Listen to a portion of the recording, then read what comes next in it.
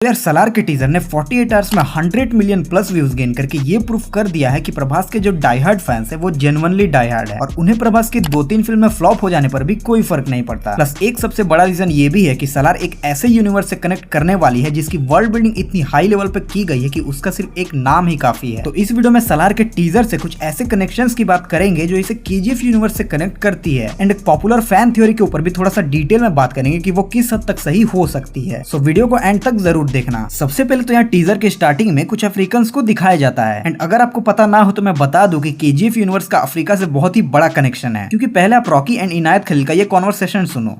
Africa से आपका सोना दुबई आता है, दुबई से इंडिया जाता है, डबल रिस्क। मैं डायरेक्ट अफ्रीका से डिलीवरी लूंगा,